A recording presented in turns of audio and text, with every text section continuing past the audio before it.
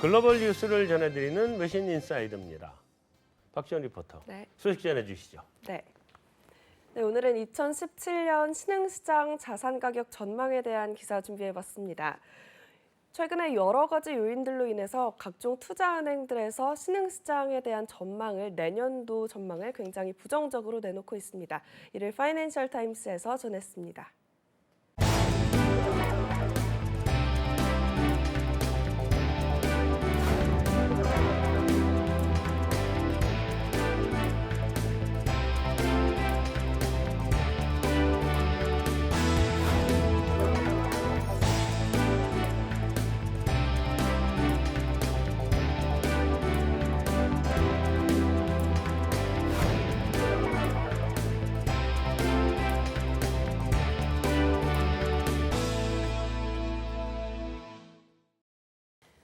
네, 기사를 보시면요. 강달러나 금리 인상, 트럼프 정부에 대한 불확실성 이런 미국 이슈들뿐만이 아니라 국제 유가나 중국 경제에 대한 우려감 이런 다양한 이슈들이 신흥국 시장에 영향을 미칠 것이라는 이런 불안감이 점점 커지고 있는 것 같아요.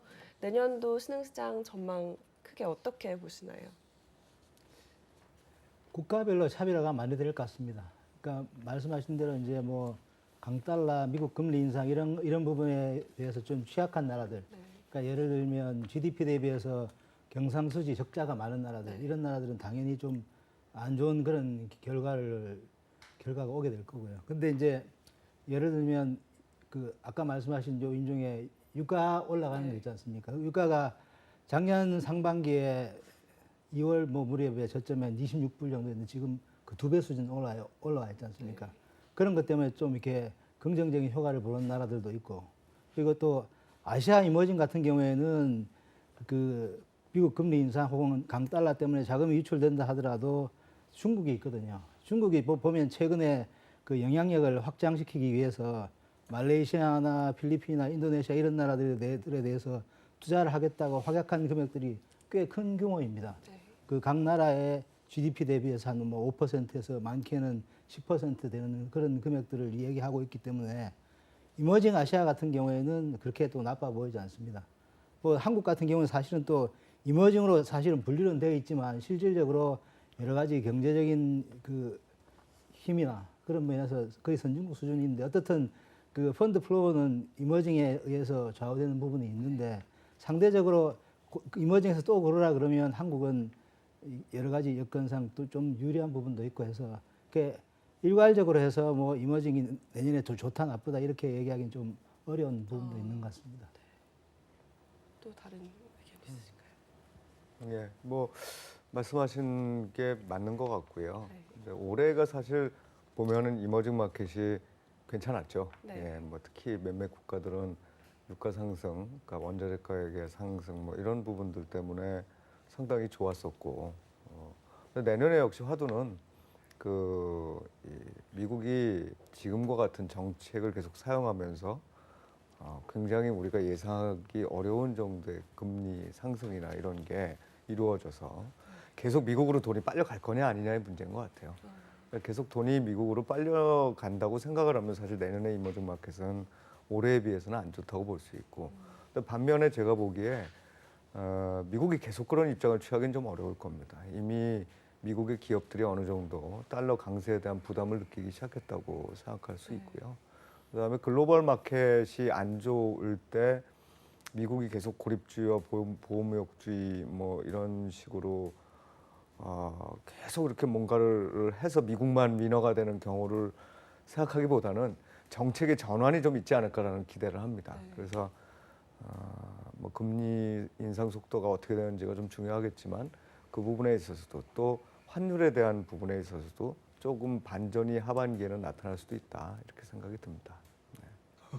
일단 미국 정권 교체를 제일 주목해서 봐야 될 것 같긴 한데 아까도 말씀해 주신 것처럼 나라별로 이제 굉장히 큰 차이가 있을 거라고 말씀을 해주셨어요. 앞에 표 보시면은 브라질이나 남아공, 칠레 같은 경우에는 통화 가치가 굉장히 크게 올랐고 터키나 저희 아르헨티나 같은 경우에는 또 통화 가치가 굉장히 떨어지고 이렇게 나라별로 큰 차이를 보였는데 통화 가치뿐만이 아니라 뭐 채권 시장에서나 전반적인 주식 시장이나 나라별로 좀 더 구체적으로 들어갔을 때 어떤 나라들이 특별히 더 취약한 모습을 보여줄지 혹시 말씀해 주실 수 있나요? 아까 말씀드린 이렇게 GDP 대비해서 경상수지 그 크라이테리아 그 기준으로 놓고 보면 저기 나와 있는 나라들 중에 멕시코나 터키나 뭐 남아프리카 공화국 저기 나와 있지는 않지만 그런 나라들이 좀 취약한 편입니다. 근데 브라질 같은 경우는 그 경상수지 어떻든 적자인데 적자 비중이 그렇게 높지는 않거든요. 어떻든 그런데 저렇게 금년에는 아마 통화가 많이 절상되었던 게 작년에 저기도 올 초에 이제 우리랑 비슷한 그런 경험이 있었죠. 거기 대통령이 탄핵당하고 뭐 그러면서 그 주가나 채권 가격이나 통화가 많이 약해졌던 분 그것 때문에 이제 반작용으로 저렇게 올라간 그런 부분이 있긴 한데 어쨌든 그 남아공은 환율이 절상되었지만 그 경제 펀더멘탈은 사실은 좋지는 않습니다. 그런 측면에서 보면 우리 한국은 지금 우리 김상무님 말씀하신 저 따지면 예를 들어 경상수지라든지 뭐 외환 보유고라든지 뭐 기업들의 부채 비율이라든지 이런 것들로 봤을 때 예를 들어 한번 발라 먹어야겠다 싶을 때는 별로 상대적으로 튼튼하다는 얘기죠. 한국은 뭔가 이렇게 약한 쪽으로 공략하기에는 그럭저럭 나쁘지 않아요. 정치면 신문 기사 보면 깝깝해서 그렇지. 예. 경상수지 흑자가 GDP 대비해서 8% 수준입니다.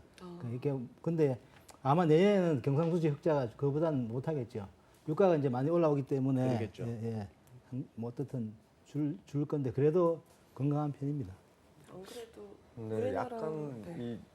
이 우리 소장님도 그렇고 이게 우리가 음모론이라고 얘기할 수도 있고 사실은 그렇게 나타났기 때문에 이걸 반드시 음모론이라고 보기 좀 어려운 부분도 있고 한 현상들이 보이는데 제가 좀 우려하는 바는 내년도에 일부 이머징 마켓 우리나라도 좀 대상이 될 것 같아요.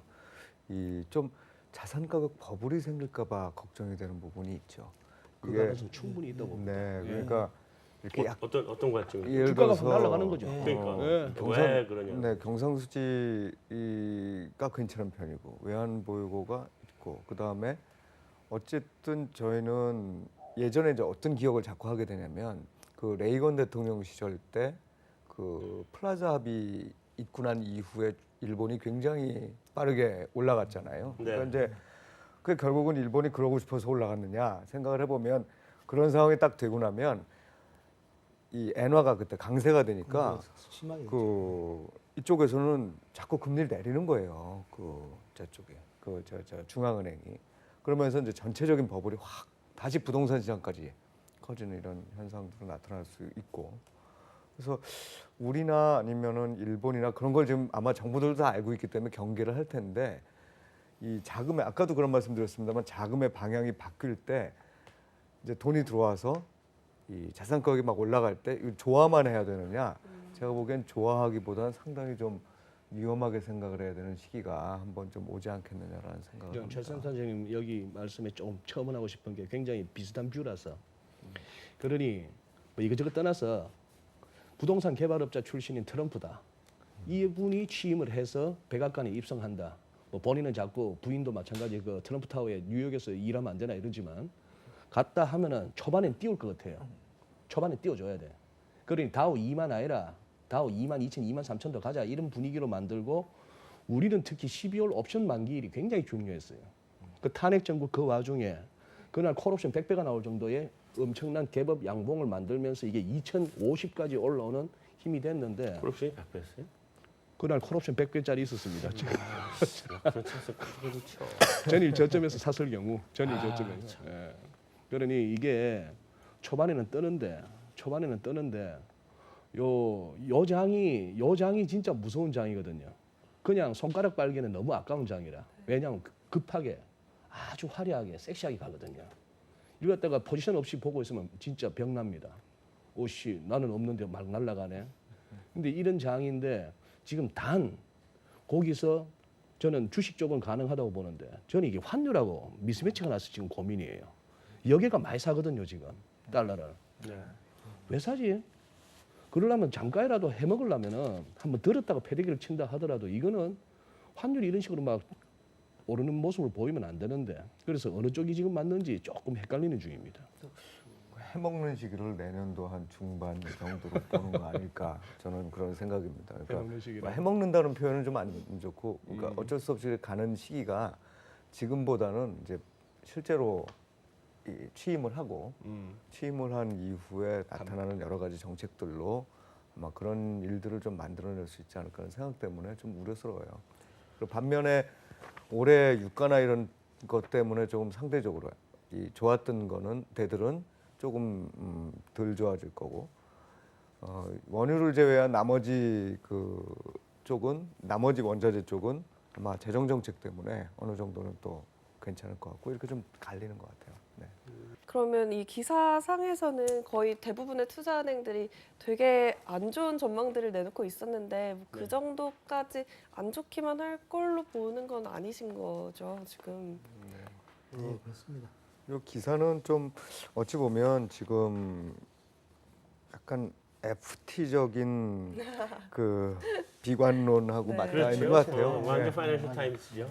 그리고 특히나 이제 FT가 워낙에 중국을 또 안 좋게 보잖아요. 네. 그러니까 중국만이 아니라 우리나라도 무지하게 안 좋거든요. 그러니까 이런 구도를 좀 반영한 기사로 보이고 실제로는 아마 또 많이 틀렸잖아요, FT가. 많이 틀려요. 굉장히 많이 맞습니다. 틀리는 것 네. 같아요. 제가 보기에 이거는 좀 그런 기사고 오히려 우리가 우려하는 것보다는 약간 버블성의 무슨 문제가 발생할 가능성에 우리가 대비를 좀 해야 된다. 그런데 그럼에도 불구하고 금리를 올려서 대비하기도 어렵고 뭐 방법이 마땅치 않다는 게 우리 한국에서 고민이기 때문에 그렇지 않은 방법으로 뭔가를 좀 대비할 수 있는 방법을 자꾸 만들어야 되는데 이제 금융세트는 그렇고요. 사실은 근데 우리나라에 관련된 얘기가 좀 여기도 없고 그러긴 한데 저는 이런 생각이 들어요. 이제 다 뭐 소장님이시고 센터장님이시고 그러시니까 한번 생각해볼 게 이슈라고 저는 생각을 하는데 우리가 지금 그러니까 저성장 국면으로 오랫동안 갈 거다라 그래서 다 지금 저성장 국면 오래 가는 것만 지금 생각하고 있잖아요. 예. 네. 근데 지금 시장 돌아가는 금융 시장에서 돌아가는 분위기, 그다음에 실물 시장 쪽에 그러니까 금융 시장이 어차피 실물 시장을 6달 선반영한다고 놓고 보면 6달에서 1년 선반영이잖아요. 결국 금융 시장 가면 실물 시장 따라가더라고요 나중에. 그러니까 경기 선행 지수에 지수가 들어가는 거잖아요. 주가 지수가 들어가잖아요. 부동산 들어가는데 어쩌면 내년 경기 돌아설 것 같아요. 경기 돌아설 것 같다. 좋은 쪽으로. 좋은 쪽으로. 지금 우리 계속 그걸 보잖아요. 우리 이제 경제연구원이니까 그 증권사 리서치 센터가 아니고 경제연구원이라서 우리는 그 단기 사이클 같은 거 다 그려보거든요. 작년 한 달 전에 그린 단기 사이클 그 키친 사이클 그려봤어요. 이게 이렇게 역시계 방향으로 도는 걸 그려봤는데 이게 서브프라임 사태 이후로 계속 제자리예요. 한번 쫙 좋아졌다가 그다음에 계속 제 탄자꾼이에요. 그냥 움직이질 않고 있어요 지금 한 7, 8년을. 그러니까 우리가 좋지도 않고 나쁘지도 않고 이런 상태가 너무 오래 왔어. 네. 근데 그거는 다 선진국들이 다 별 볼 일 없었잖아요. 그렇죠. 그래서 우리 수출 경기로 따라갈 수밖에 없는데 지금 그래서 본부장님 말씀을 듣다 보면은 제가 무슨 생각을 하게 되나 하면은 네. 과거의 경험상 아니면 저의 개인적인 어떤 편견으로는 네. 이번에 뭐 스티브 머누신의 재무장관, 윌브로스 내지는 뭐 게리 콘 경제위원회 위원장 네. 거기다가 칼 아이칸까지 보수 없이 네. 그냥 뭐 규제 완화 쪽에 특별 자문관 이렇게까지 하는 거에 있어서 이렇게 섬찟한 것보다도 한번 오히려 억지로라도 한번 좋게 한번 생각해 보는 거죠. 기존의 금융위기 이후에 무슨 뭐 저 고리타분하고 공부 많이 한 우리 저 중앙은행 사람들 그러니까요. 몇 개 봤더니만 돈 푸는 것밖에는 못했는데 저 사람들이 그래도 뭔가 뭐 벌어내는 사람들이잖아요. 그러니까 다르게 할 수 있다는 거예요. 예, 다르게 할 수 있다는 차원에서 네. 뭐냐면 우리가 그동안 통화 정책에서 이제 컨벤셔널한 통화 정책에서 네. 우리가 언컨벤셔널한 통화 정책을 써왔던 거잖아요. 근데 초기에 약발이 먹혔지 이제 안 먹히잖아요. 근데 재정이라든지 정부의 정책에서 이제 좀 언컨벤셔널한 걸 찾는 비전통적인 정책을 사람들이 찾는 거 아닌가 하는 생각도 들기도 저는 하고 차라리 플라시보 효과도 기대하는 것이 하면 예. 돌아설 수 있을 것 같아요. 왜냐하면 미국이 좀 돌아서면 유럽이 지금 아까 나쁘지 않다고 그러셨는데 유럽이 사실 1.5% 이상 나오거든요. 성장률이. 근데 유럽이 1.5% 이상 나오면요. 유럽은 갈 때까지 다 간 거예요. 그 이상 올라가질 않아요. 2% 나오는 거 본 적 있어요? 없잖아요. 최근에 없죠. 1%대면 유럽은 굉장히 잘하는 거거든요. 선방하는 거거든요. 일본 저 정도면 선방이고 만약에 미국이 여기서 불꽃만 탁 튀겨주면 한번 확 살아날 수 있을 것 같다. 근데 물론 그 다음에 우리 최 선생님께서 얘기한 것처럼 이게 갑자기 버블로 확 갈 우려가 없는 건 아닌데 실물 쪽에서 한번 확 살아줄 가능성도 있을 것 같다는 생각이 들어요. 주식시장 섹터는 사실 지금 그렇게 반영하고 있는 겁니다. 반영하고 있는 거죠. 원유 뭐 제외한다 했지만 다른 원자재 가격들은 다 좋게 보셨거든요. 네. 실제 구리 니켈 가격들도 최근에 그게 원래 저기 산업재를 선반영하는 우리 가격 많이 올랐죠. 그런 것들인데 그런 가격들도 좋거든요. 구리 가격은 많이 좋아졌죠. 4,000원, 5,600원 같은 게 지금 5,500원 이렇게 왔네요. 이제 발빠른 선수들이 커마디티 쪽에 발빠른 선수들이 시장의 재료에 먼저 프론트러닝으로 갈 수 있는 레벨까지는 왔고 그렇죠. 여기서 일단 털어먹을 선수 털고 있고 이런 상황인데 여기서 더 가주면 진짜인 거죠. 글쎄, 예, 그건 여기서 더 가주면 그건 진짜. 두고 봐야죠. 그래서 예. 지금 사실은 현재 상황은 좀 변곡점 같은 느낌이에요. 예. 예. 이게 잘하면 확 돌아서는 거고. 만약에 말씀하신 구리가 여기서 꺾여버리면은 이거는 그냥 한 판 해먹고 만 거예요. 그렇죠. 트럼프로 기대감으로. 최근에 사실은 좀 꺾여가지고 좀 걱정이 되는 부분이 있는데 어디가요? 뭐 단기적으로는 뭐 좀 그렇더라도 지금 현재 상황은 말씀하신 대로 그런 양상이 나타나는 것 같고 제가 좀 우려하는 건 이제 그렇게 되면서 경제가 좋아집니다. 뭐 일본도 과거에 보면은 환율 강해지고 뭐 실제로 내수 괜찮아지고 자산 가격 올라가고 성장률 높아지고 다 되거든요. 되죠. 예, 그거는 제가 보기에 오히려 우리도 환율이 제가 보기에는 수출주가 좋아지는 게 아니라 환율이 떨어져야 주가가 괜찮을 것 같아요. 예, 근데 그런 상황이 잘 매니지가 돼야 되는데 그게 잘 매니지가 되는 게 또 그 쉽지는 않은 일이라. 예. 자, 어쨌든 뭐 잘 매니지가 되기를 이 금융 섹터에 계신 분들은 기대를 하셔야 되니까 내년 한 해 좀 잘 이렇게 우리나라 경제도 살아나는 쪽으로 기대를 좀 한번 해보고 올해를 마무리 지었으면 좋겠습니다. 또 다음 질문 있어요? 아니요, 재밌게 잘 들었습니다. 네, 수고하셨습니다. 수고하셨습니다. 네. 수고하셨습니다. 자, 오늘 준비한 순서는 여기까지로 마무리하겠습니다.